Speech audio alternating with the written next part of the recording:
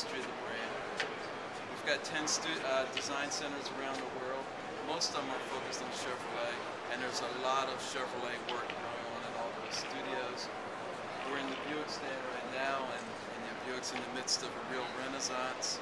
GMC, we're really looking at some opportunities there. The Granite concept kind of gets at that. And just building strong, well-differentiated brands, including the exhibits that they're in. I think this has a real feel of the Buick brand. Our goal was, you should feel like you're in Buick when you're here.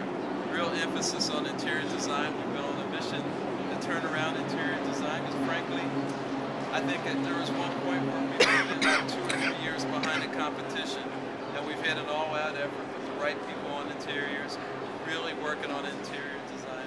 I wanted to celebrate that a bit here in the Buick stand, is why we've done the cutout here, interiors on display, because it's been a lot of good work, and the interiors don't always get featured at the show.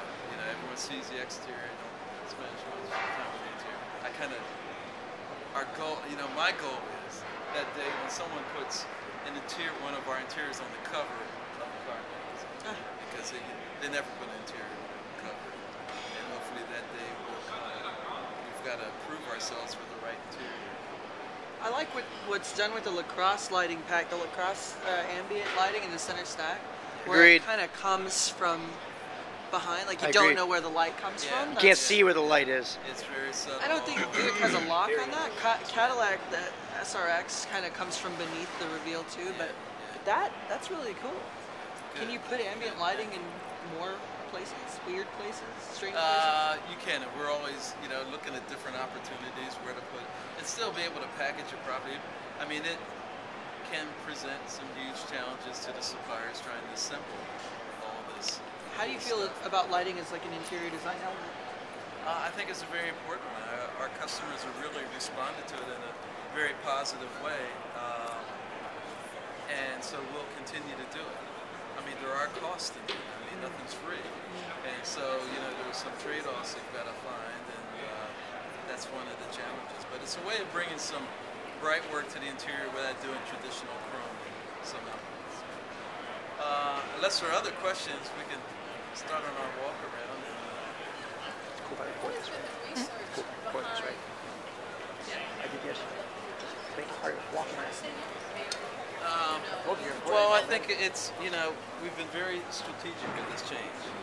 And I think if we would have if the first vehicle in this change would have been the Cross, that might have been good, but I think shocking the system with an Enclave was even better. It was a shock to the system. It wasn't a transitional vehicle. It was very much a shock, and it's really brought in a high percentage of not only non-Buick owners, but non-General Motors owners. A lot of Lexus owners have come to the Enclave. Now we're building on that with the LaCrosse, which is really appealing to surprisingly young buyers. A lot of very young buyers are interested in it. And they don't necessarily have all the baggage and all the history that others have of that reputation of being your grandfather's car or your father's car or whatever. And so they just look at it and they see a cool car. They see it's a cool, dramatic design and dramatic interior. And now with the Regal, we continue to push it. It's one reason why the Regal GS concept was done, to continue to push that whole notion that there is a significant change in it. Frankly, our youngest designers love sketching Buicks. I mean, I just love, and I see on my schedule, I've got a design review of some future Buick product. You go in there and the walls are full, every single one of them is great. It's hard to find a bad one up there. Challenge is, well, which one of these are we going to go with? And it's our youngest designers who absolutely love developing designs for Buick because it's got flair, it's got passion, it's bold, and yet it's very refined, and they just seem to gravitate to it. And there seems to be a lot more freedom in Buick design. There's a wider palette range that they can work in than Cadillac, seems to be pretty tight. the bandwidth of design. Let's go.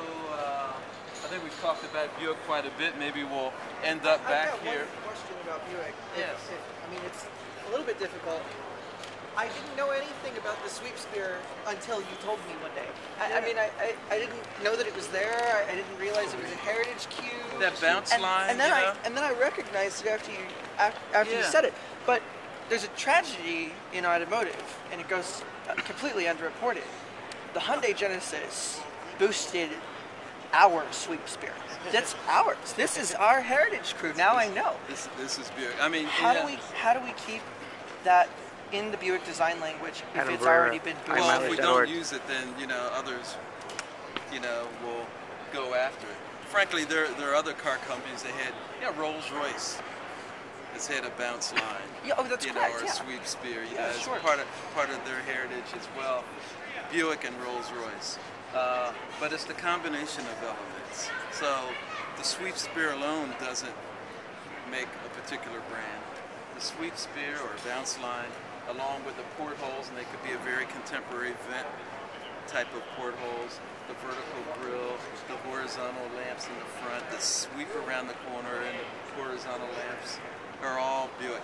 Flowing lines are part of it. If that line bounced but was very architectural, that wouldn't be Buick. I think the number one thing about Buick, everything is like an artist's brush stroke.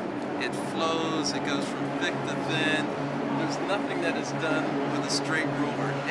Even the straight lines, you put a little sweep or a little sweep that way to give it just a little character. There's nothing that is rigid about a great Buick design. When you look at that line that bounces, that runs the length of the car. I mean, it's beautiful. I didn't know it was a heritage cue until you told me. Sweeps around the corner, across the top of the tail lamp, and down through the deck. That line really doesn't. There's no question that it works. It works, but because it's been boosted by Hyundai, does that make it less relevant for Buick? That's what I'm getting.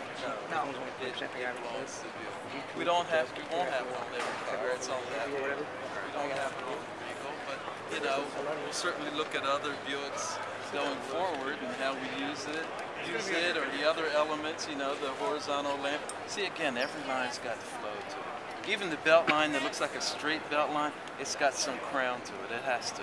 Was it designed as a Buick or as an Opel?